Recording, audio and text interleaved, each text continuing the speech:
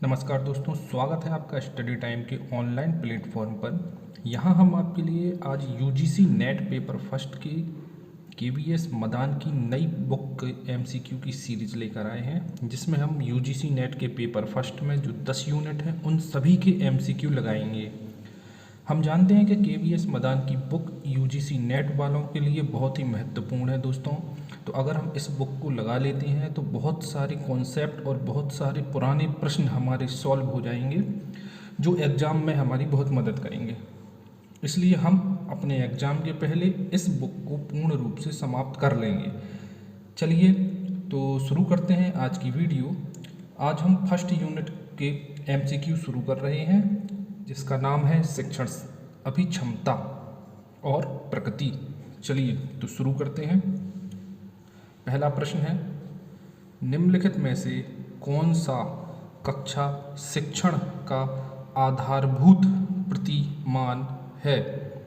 Option है अधिगम का प्रतिमान, निर्देशात्मक प्रतिमान, दोनों ए बी या फिर कोई नहीं। तो आंसर होगा सी, अधिगम का प्रतिमान और निर्देशात्मक प्रतिमान दोनों। नेक्स्ट देखते हैं, यदि कोई व्यक्ति एक शिक्षक बनना चाहता है तो उसके लिए आधारभूत आवश्यकता क्या है? शिक्षण में वास्तविक रुचि, बी है छात्रों को नियंत्रित करने के बारे में आत्मविश्वास, सी है विषय का ज्ञान, डी है अच्छी अभिव्यक्ति। तो इसका आंसर होगा विषय का ज्ञान। नेक्स्ट देखते हैं, निम्नलिखित कथनों में से कौन सा सत्य नहीं है? ए है शिक्षण सिर्फ एक कला है, शिक्षकों को केवल प्रशिक्षित किया जा सकता है, शिक्षक सदैव पैदाइशी होते हैं। डी है उपरोक्त सभी सत्य नहीं है। तो इसका आंसर है दोस्तों कोई भी सही नहीं है। नेक्स्ट देखते हैं, निम्नलिखित में से शिक्षक में सबसे वांछित कौशल कौन सा है?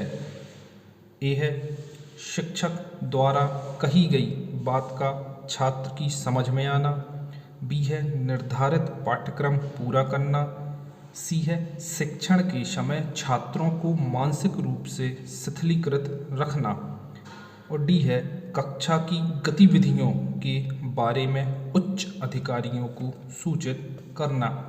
तो इसका आंसर है दोस्तों ए, शिक्षक द्वारा कही गई बात का छात्र की समझ में आना। नेक्स्ट देखते हैं, सूची 1 को सूची 2 से मिलाना है। तो शिक्षण का स्तर और मुख्य प्रस्तावक हमें बताना है कि स्मृति स्तर, ग्रहण शक्ति स्तर, विचारशील स्तर, इनके प्रस्तावक कौन कौन हैं? तो स्मृति स्तर के प्रस्तावक हैं हर्वर्ट, ग्रहण शक्ति स्तर के प्रस्तावक हैं मॉरिसन, और विचारशील स्तर के प्रस्तावक हैं हंट। तो ऑप्शन ए बिल्कुल सही है। नेक्स्ट देखते हैं, निम्नलिखित में से कौन सा शिक्षण के विभिन्न स्तरों का सही क्रम है? स्मृति स्तर, बोध स्तर या चिंतनशील स्तर, बोध स्तर, स्मृति स्तर या चिंतनशील स्तर, चिंतनशील स्तर, बोध स्तर, स्मृति स्तर, स्मृति स्तर, चिंतनशील स्तर, बोध स्तर। हमें सही क्रम बताना है। तो इसका सही क्रम होगा स्मृति स्तर, बोध स्तर, चिंतनशील स्तर, मतलब ए। नेक्स्ट देखते हैं, निम्नलिखित में से कौन सा शिक्षण अधिगम प्रक्रिया में स्वतंत्र चर है? शिक्षक, शिक्षार्थी, संस्थान, माता पिता। तो इसका आंसर है शिक्षक। शिक्षक शिक्षण अधिगम प्रक्रिया में स्वतंत्र चर होता है। नेक्स्ट देखते हैं, निम्नलिखित में से कौन सी विधि प्रत्येक शिक्षक द्वारा प्रयोग करनी चाहिए?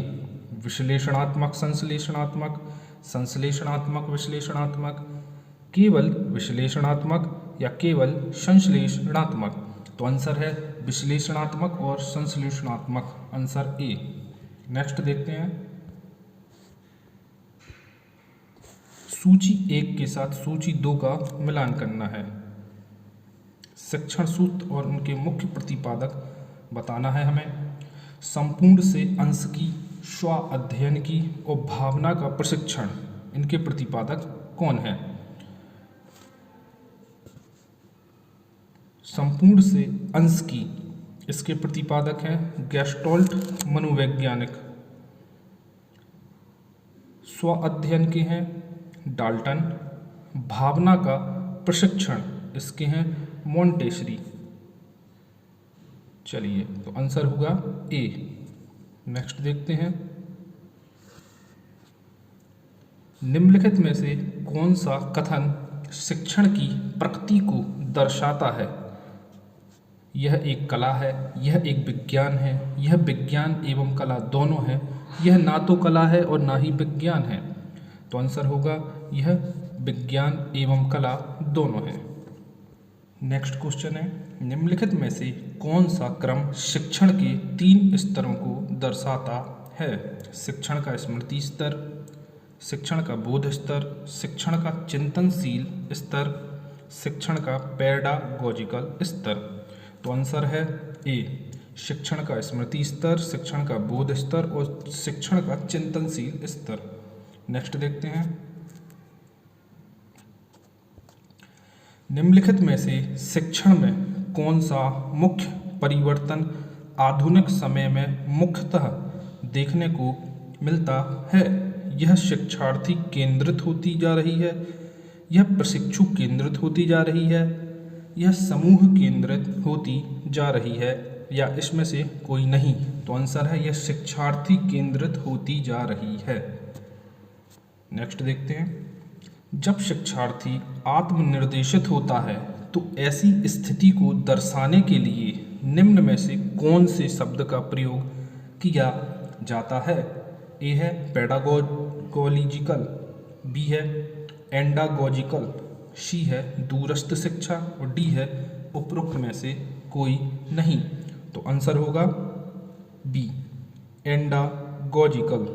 नेक्स्ट देखें, निर्देशात्मक उद्देश्य छात्र के लिए लिखे जाते हैं जिसमें यह बताया जाता है कि छात्रों से क्या अपेक्षित है। निम्न में से कौन से लक्षण ऐसे उद्देश्यों में होने चाहिए?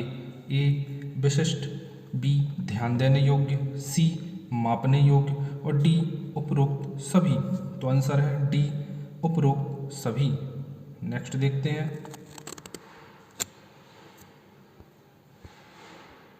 15वां क्वेश्चन है, निम्नलिखित में से कौन सा कथन गतिशील शिक्षण वातावरण के संदर्भ में सही है? ए है शिक्षक एक आश्रित चर है और छात्र एक स्वतंत्र चर है। शिक्षक एक स्वतंत्र चर है और छात्र आश्रित चर है। सी है दोनों शिक्षक और छात्र मध्यवर्ती चर हैं, या डी इसमें से कोई नहीं? तो आंसर होगा बी, शिक्षक एक स्वतंत्र चर है और छात्र आश्रित चर है। नेक्स्ट देखते हैं, निम्नलिखित शिक्षण स्तर में से कौन सा स्तर कक्षा के पर्याप्त वातावरण के लिए खुला और स्वतंत्र होना आवश्यक है? स्मृति स्तर, बोध स्तर, चिंतनशील स्तर या उपरोक्त सभी? तो आंसर है चिंतनशील स्तर। नेक्स्ट है, पाठ्यक्रम शब्द का क्या अर्थ है? ए है एक शैक्षिक संस्था के द्वारा अध्ययन के विषय की पेशकश, बी है शैक्षणिक संस्थानों के द्वारा निर्धारित लक्ष्यों को प्राप्त करने हेतु सीखने और अन्य अनुभवों का आयोजन करना, विभिन्न विषयों में निर्धारित पाठ्यक्रम, व्यवहारिक पाठ्यक्रम और परियोजना शोध प्रबंधन, और डी है शिक्षा के स्तर को अर्हता प्राप्त करने के लिए सिद्धांतों और व्यवहारिक पाठ्यक्रम पूरा करना। तो इसका आंसर होगा बी, शैक्षिक संस्थानों के द्वारा निर्धारित लक्ष्यों को प्राप्त करने हेतु सीखने और अन्य अनुभवों को आयोजन करना। नेक्स्ट देखते हैं, संज्ञानात्मक ज्ञान क्षेत्र का वर्गीकरण निम्न में से किसके द्वारा प्रस्तुत किया गया? बेंजामिन एस ब्लूम, स्किनर, करथवहल या स्मिन? तो बहुत ही महत्वपूर्ण क्वेश्चन है ये। इसका आंसर होगा बेंजामिन एस ब्लूम। नेक्स्ट, निम्नलिखित में से कौन सा शब्द पहले से सीखी गई सामग्री का उपयोग करने को प्रतिबिंबित करता है? ए है धारणा, बी है अनुप्रयोग, सी है ज्ञान और डी है विश्लेषण। तो इसका आंसर होगा बी अनुप्रयोग। नेक्स्ट है, निम्नलिखित में से संज्ञानात्मक ज्ञान क्षेत्र का उच्चतम स्तर कौन सा है? ए संश्लेषण, बी विश्लेषण, सी धारणा और डी मूल्यांकन। तो आंसर होगा डी मूल्यांकन। नेक्स्ट है, निम्नलिखित में से कौन सा विकल्प सत्तावादी स्तर पर शिक्षण को दर्शाता है? ए शिक्षक केंद्रित, बी शिष्य केंद्रित, सी मुख्याध्यापक केंद्रित और डी अनुभव के आधार पर। आंसर है ए शिक्षक केंद्रित। नेक्स्ट है, बौद्धिक कौशल किस ज्ञान क्षेत्र के द्वारा प्रतिबिंबित होते हैं? ए है संज्ञानात्मक ज्ञान क्षेत्र, बी है भावात्मक ज्ञान क्षेत्र और सी है क्रियात्मक ज्ञान क्षेत्र। डी उपरोक्त में से कोई नहीं। तो आंसर है ए संज्ञानात्मक ज्ञान क्षेत्र। नेक्स्ट है, निम्नलिखित में से किसके द्वारा दृष्टिकोण, मूल्यों और हितों को प्रतिबिंबित किया जाता है? ए संज्ञानात्मक ज्ञान क्षेत्र, बी भावात्मक ज्ञान क्षेत्र, सी क्रियात्मक ज्ञान क्षेत्र और डी उपरोक्त में से कोई नहीं। तो आंसर होगा भावात्मक ज्ञान क्षेत्र। नेक्स्ट है, निम्नलिखित में से कौन से ज्ञान क्षेत्र शारीरिक कौशल से संबंधित हैं? ए संज्ञानात्मक ज्ञान क्षेत्र, बी भावात्मक ज्ञान क्षेत्र, सी मनोसंचालित ज्ञान क्षेत्र और डी उपरोक्त में से कोई नहीं। तो इसका आंसर होगा मनोसंचालित ज्ञान क्षेत्र। नेक्स्ट देखते हैं, निम्नलिखित में से कौन सा एक उदाहरण संज्ञानात्मक ज्ञान क्षेत्र के रूप में उद्धृत किया जा सकता है?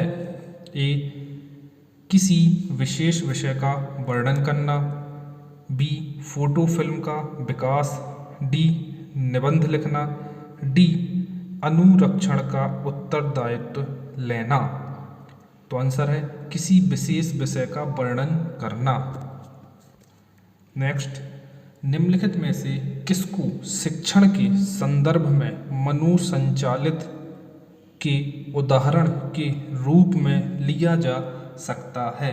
ए पर्यावरण प्रदूषण के लिए जागरूकता को दर्शाना, बी प्रयोग करना, सी दो प्रयोगों के परिणामों का लेखा करना और डी है एक कहानी का वर्णन करना। तो इसका आंसर होगा बी प्रयोग करना। नेक्स्ट है, निम्नलिखित कथनों में से कौन सा कथन असत्य है? ए शिक्षा और शिक्षण एक ही अवधारणा है, शिक्षा और शिक्षण में अंतर है, शिक्षा शिक्षण प्रशिक्षण और अनुसंधान की तुलना में एक व्यापक शब्द है, या उपरोक्त सभी सही हैं। तो आंसर होगा शिक्षा और शिक्षण एक ही अवधारणा है। मतलब यह क्वेश्चन में बताना था कि कौन सा असत्य है, तो एक क्वेश्चन असत्य है।